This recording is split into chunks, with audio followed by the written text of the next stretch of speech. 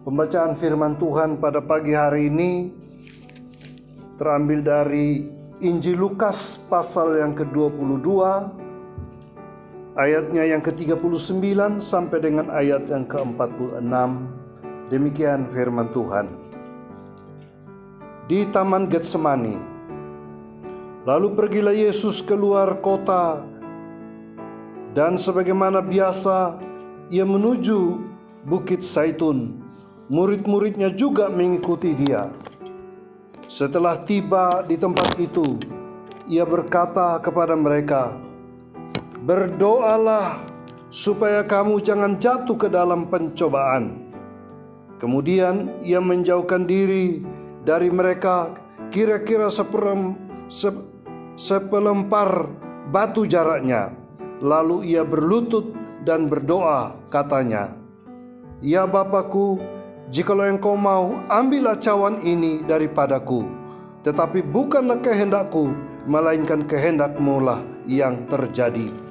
Maka seorang malaikat dari langit menampakkan diri kepadanya untuk memberikan kekuatan kepadanya. Ia sangat ketakutan dan makin bersungguh-sungguh berdoa. Peluhnya menjadi seperti titik-titik darah yang bertetesan ke tanah. Lalu ia bangkit dari doanya dan kembali kepada murid-muridnya, tetapi ia mendapati mereka sedang tidur karena duka cita. Katanya kepada mereka, "Mengapa kamu tidur? Bangunlah dan berdoalah, supaya kamu jangan jatuh ke dalam pencobaan." Demikian jauh pembacaan firman Tuhan pada pagi hari ini. Yang berbahagia adalah kita yang senantiasa memiliki kerinduan akan Tuhan, membaca dan merenungkan firman-Nya dan mengaplikasikan dalam kehidupan kita dari hari lepas ke hari. Bapak Ibu jemaat yang terkasih di dalam Tuhan Yesus Kristus, setiap kita pasti merindukan kemenangan demi kemenangan dalam kehidupan kita.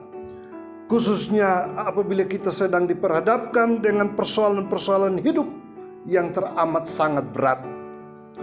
Pengalaman Tuhan Yesus secara pribadi selama dia berada di dalam dunia, menjelang akhir daripada kehadirannya di tengah dunia, dia harus berhadapan dengan masa pencobaan yang begitu berat.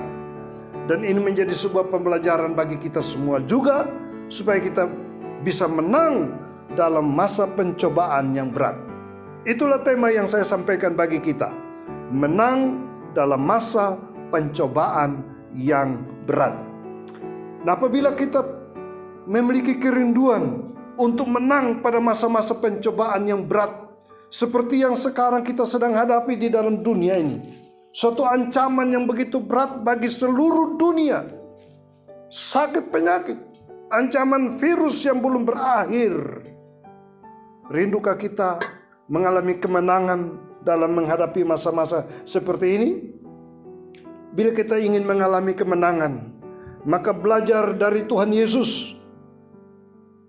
Ambillah 3 sikap berikut ini, maka kita akan menang dalam menghadapi masa-masa yang berat dalam kehidupan kita. Sikap yang pertama belajar dari Tuhan Yesus adalah bangunlah hubungan pribadi dengan Allah. Ayat yang ke-40 dan 41 mengatakan demikian. Setelah tiba di tempat itu, ia berkata kepada mereka, "Berdoalah supaya kamu jangan jatuh ke dalam pencobaan." Kemudian ia menjauhkan diri dari mereka kira-kira sepelempar batu jaraknya. Lalu ia berlutut dan berdoa. Saudara-saudara terkasih di dalam Tuhan, Tuhan Yesus mengambil waktu khusus membangun hubungan pribadi dengan Bapa di sorga. Karena dia sadari bahwa sekalipun dia telah tampil dalam pelayanan, dia telah menyembuhkan banyak orang, dia telah mengadakan bermacam-macam mujizat selama kehidupannya di dunia ini, tetapi tanpa hubungan pribadi dengan Allah yang terus-menerus, mungkin dia lemah dan dia gagal. Mari kita belajar bahwa kita juga ingin membangun hubungan pribadi dengan Tuhan senantiasa selama hidup kita, terus membangun hubungan pribadi jika kita ingin menang dalam masa-masa pencobaan yang berat. Sikap yang kedua yang dinampakkan di sini, milikilah, utamakanlah kehendak Tuhan.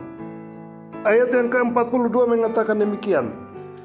Ya Bapakku, jikalau engkau mau, ambillah cawan ini daripadaku, tetapi bukanlah kehendakku, melainkan kehendakmu lah yang terjadi. Dalam pergumulan yang berat, Yesus berada pada dua pilihan untuk menolak penderitaan, menolak cawan, atau harus menerima penderitaan. Dia harus mati di kayu salib. Satu pergumulan yang amat berat. Ini pergumulan tentang kehendak dia sendiri. Apakah mengikuti kehendak diri sendiri atau mengikuti kehendak Bapaknya?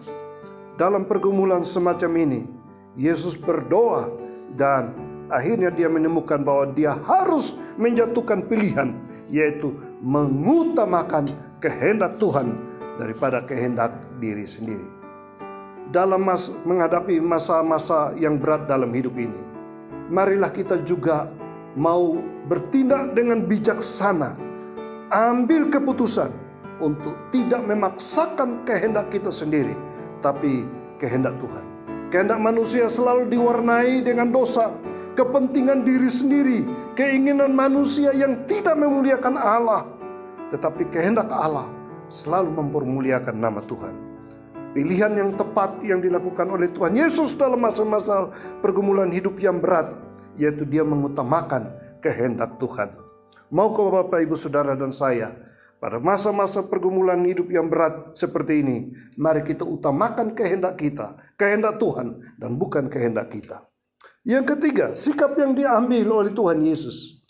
Pada ayat yang ke-43, milikilah kekuatan dalam Tuhan.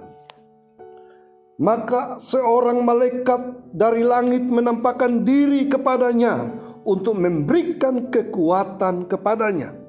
Saudara-saudara lihat di sini bahwa Yesus setelah berdoa dan ingin mengikuti kehendak Bapaknya, maka dia memperoleh kekuatan daripada Tuhan.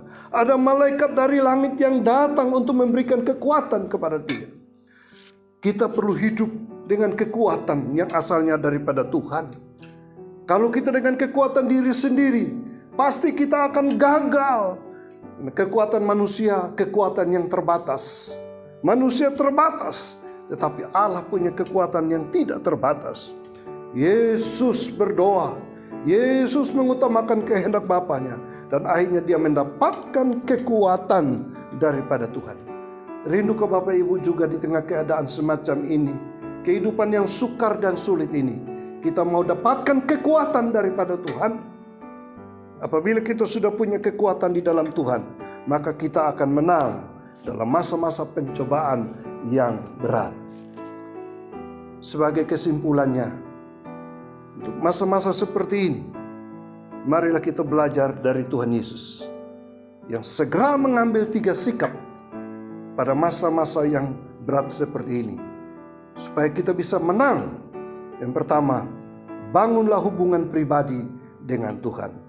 Yang kedua, utamakan kehendak Tuhan. Yang ketiga, milikilah kekuatan dalam Tuhan. Tuhan memberkati kita menghadapi hari-hari hidup kita. Haleluya. Amin.